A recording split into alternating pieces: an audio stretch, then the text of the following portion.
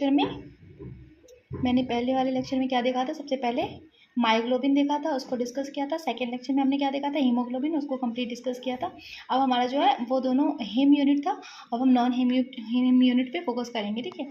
तो non heme unit हमारा कौन कौन सा है, एक हेमडीथ्रीन है, एक हेमोसियानिन है।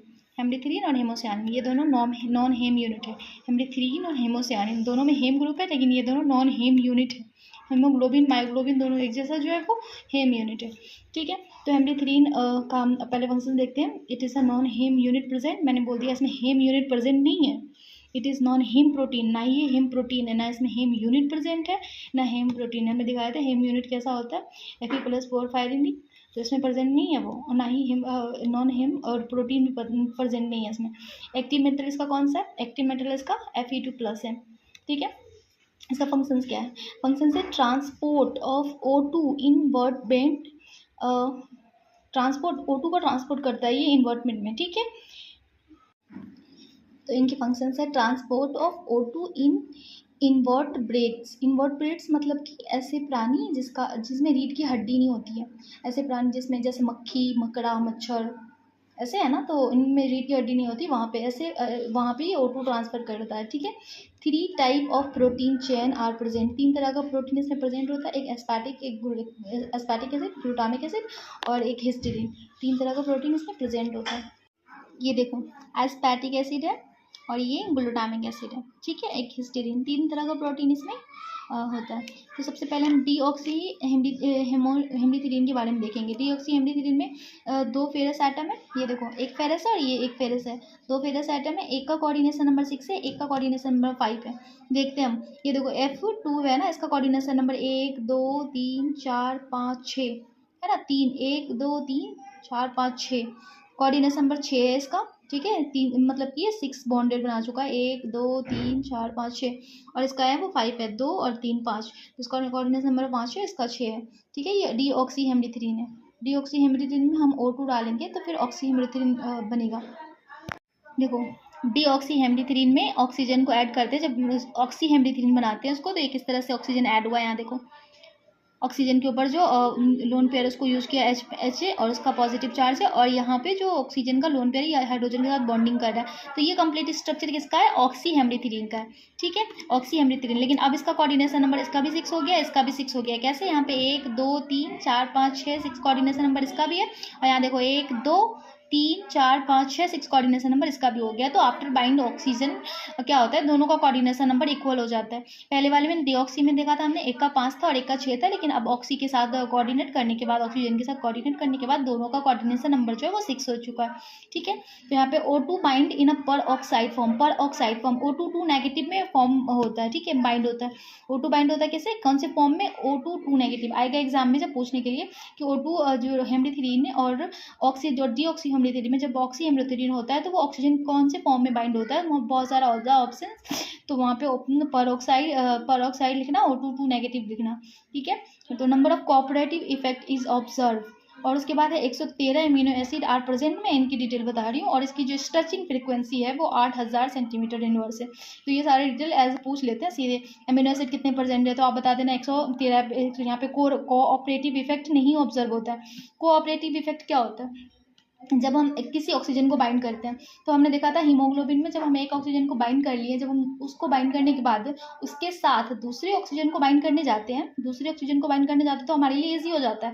फिर हम जब 2 ऑक्सीजन को बाइंड कर चुके हैं, पहली बार, सेकेंड टाइम पे भी दूसरा ऑक्सीजन, दोनों ऑक्सीजन को बाइंड कर चुके हैं, जब हम थर्ड को बाइंड करने जा रहे हैं तो वो हमारे लिए और ईजी हो जाता है, उसका रेट जो होता है वो और कम हो जाता है। तो इस वजह से वहाँ पे कोऑपरेटिव इफेक्ट लगता है, लेकिन यहाँ पे कोई कोऑपरेटिव इफेक्ट नहीं है। 113 एमिनो एसिड है यहाँ पे प्रेजेंट है, और इसकी स्ट्रेचिंग फ्रीक्वेंसी जो है वो 8000 सेंटीमीटर इनवर्स है, ठीक है। तो अब डीऑक्सी और ऑक्सी का डिफरेंस देख लेते हैं हम। तो Fe2 पॉजिटिव है यहाँ पे, ऑक्सीडेशन स्टेट है इसका, ऑक्सीडेशन स्टेट 2+ में है, ठीक है। और D6 ये जो है ना, ये ट्रांजिशन मेटल है, ठीक है। तो वहाँ से इलेक्ट्रॉनिक कॉन्फ़िगरेशन हम लिखेंगे, तो इलेक्ट्रॉनिक कॉन्फ़िगरेशन होता है इसका कितना, D6, और S2 में दो इलेक्ट्रॉन होते हैं और D में 6 इलेक्ट्रॉन होते हैं। तो यहाँ पे जो पॉजिटिव 2 पॉजिटिव है, तो उसकी वजह से यहाँ पे D6 इलेक्ट्रॉन हमारे पास है। लेकिन जो D ऑर्बिटल जब ब्रेक होता है, हम जब CFT में पढ़ते हैं यहाँ पे तो CFT में तो यहाँ पे ब्रेक होता है तो ऐसे ही ब्रेक होता है। जो d ऑर्बिटल 5 होता है ना हमारे पास d ऑर्बिटल, तो वो जब ब्रेक होता है तो ऐसे ही होता है 1 2 3 4 5, तो ऐसे ही ब्रेक होता है। तो TTG नीचे वाला, EC ऊपर वाला, ठीक है। तो अब इसके पास 6 इलेक्ट्रॉन है, 6 इलेक्ट्रॉन हो तो 1 2 3 4 5 और 6। यहाँ पे TTG में 4 है, 2 2 4, और EC में 2 है, ठीक है।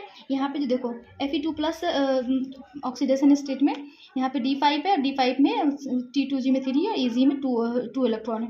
यहाँ पे देखो ये डायामैग्नेटिक है। क्यों डायामैग्नेटिक है?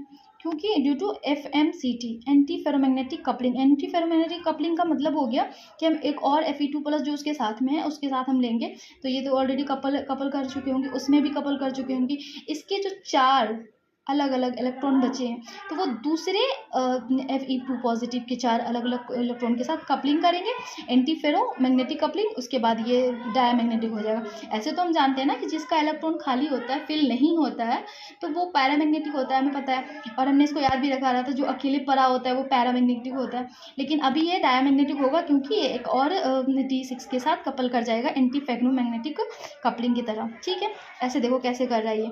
यहाँ पे तो दोनों कपलिंग है, यहाँ पे 2 2 4, यहाँ पे इसका भी 2 2 4, तो ये एक इसके साथ, ये इसके साथ, ये चारों के साथ कपल कर जाएगा। इसकी स्पिन जो होती है वो 0 हो जाती है। ESR EPR इनएक्टिव होगा। क्यों इनएक्टिव होगा? क्योंकि मैंने बताया था कि जो पैरामैग्नेटिक होता है वही एक्टिव होता है। डायामैग्नेटिक के तो स्पिन ही 0 हो गए। जब स्पिन 0 हो गए तो ये नहीं होगा एक्टिव, इस ESR और EPR, ठीक है। ESR EPR एक्टिव होने के लिए कम से कम इलेक्ट्रॉन पेयर अनपेयर्ड होनी चाहिए।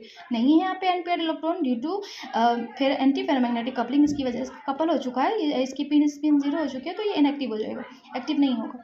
Fe2+ कोऑर्डिनेशन नंबर 6 है, हेक्सा कोऑर्डिनेट है, और इसमें जो एक कोऑर्डिनेशन नंबर 5 है उस पेंटा कोऑर्डिनेट है, मैंने दिखाया था आपको। और इसका कलर जो होता है वो नहीं होता, वो कलरलेस होता है।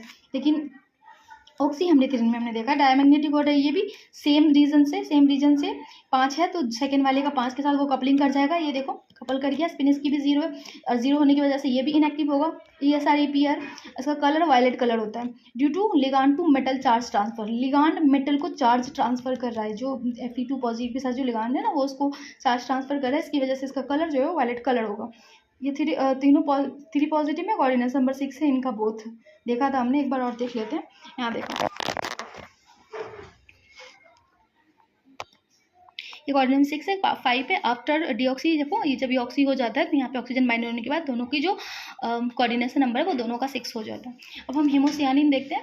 हेमोसियानिन क्या है? ये भी नॉन हेम यूनिट है, प्रोटीन है, नॉन हेम प्रोटीन है, ऑल्सो कोल्ड ब्लू ब्लड। इसको ही हम बोलते हैं ब्लू ब्लड। हेमोसियानिन को क्या बोलते हैं? ब्लू ब्लड बोलते हैं। Hemocyanin blue blood. No cyanide group is present. देखो ना इसमें नाम इसका हेमोसाइनिन है, लेकिन ना तो इसमें हेम यूनिट प्रेजेंट है और ना ही इसमें साइनाइड ग्रुप प्रेजेंट। ना हेम यूनिट प्रेजेंट है ना साइनाइड ग्रुप प्रेजेंट है, लेकिन इसका नाम हेमोसाइनिन है, ठीक है, इत्तेफाक से। और एक्टिव मेटल इसका क्या है? Cu+1। ये +1 में copper. Only 1 type of protein chain present. इसमें सिर्फ एक ही प्रेजेंट होता है, हिस्टीडीन। देखो यहाँ पे ये हमारा स्ट्रक्चर इसका डीऑक्सी हीमोग्लोबिन। जब इसमें ऑक्सीजन बाइंड नहीं हुआ है तब का स्ट्रक्चर है ये। और इसमें क्या है? एक ही तरह का प्रोटीन प्रेजेंट है, बस हिस्टीडीन है दोनों में। Histidine copper 1। और यहाँ पे हम देखो कॉपर के साथ कोई बॉन्ड नहीं है, कॉपर के साथ कोई बॉन्ड नहीं है। जो भी बॉन्ड है इस प्रोटीन चेन के बीच में ही आपस में शेयर हो रहा है, कॉपर के बीच कोई बॉन्ड है नजर नहीं आ रहा हमें, ठीक है। Only 1 type of protein chain present, histidine. 2 copper oxidation state 1 में प्रेजेंट है। In deoxy form no copper linkage is present. कोई कॉपर लिंकेज प्रेजेंट नहीं है यहाँ पे।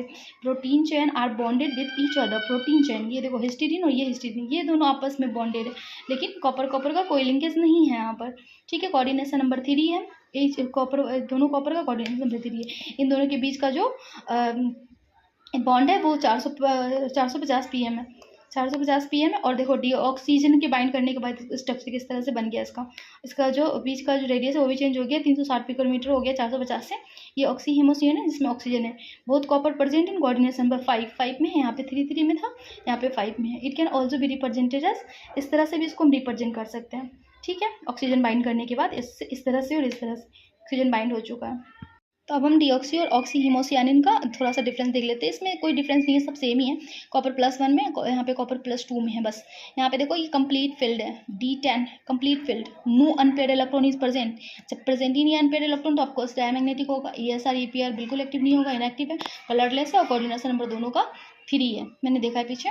और उसके बाद सेकेंड में देखो ऑक्सी एमोसियानिन में क्या है, कॉपर 2 पॉजिटिव में इसका जो ऑक्सीडेशन स्टेट है वो कितना है, T2G6 EG3। डायमैग्नेटिक है due to FM anti ferromagnetic coupling. और ESR EPR इनएक्टिव होगा क्योंकि वो डायमैग्नेटिक है, कपल कर चुका है। Blue colour due to LMCT, हमने ब्लू कलर देखा था ना, ब्लू कॉपर इसमें होता है LMCT की वजह से, चार ligand to metal charge transfer. और कोऑर्डिनेशन नंबर दोनों का 5 है डीऑक्सी का। ठीक है, तो ऑक्सी और डीऑक्सी का डिफरेंस हमने देख लिया है। तो अब हमारा ये ख़त्म हो चुका है, हमारा हेम यूनिट और नॉन हेम यूनिट दोनों खत्म हो चुका है। हेम यूनिट में हमने क्या क्या पढ़ा है, मायोग्लोबिन और हीमोग्लोबिन पढ़ा है, और नॉन हेम यूनिट में हेमोसियानिन और हेमरिथिडिन कंप्लीट हो गया हमारा। अब जो नेक्स्ट लेक्चर आएगा बायो इनऑर्गेनिक का, वो होगा एंजाइम्स। ठीक है, तो हम कंप्लीट करेंगे एंजाइम्स को। तब तक के लिए आप इसको लाइक कर दो, सब्सक्राइब कर दो, और आप अगर आपको आगे वीडियो देखना है चाहिए तो फिर आप कमेंट कर दो।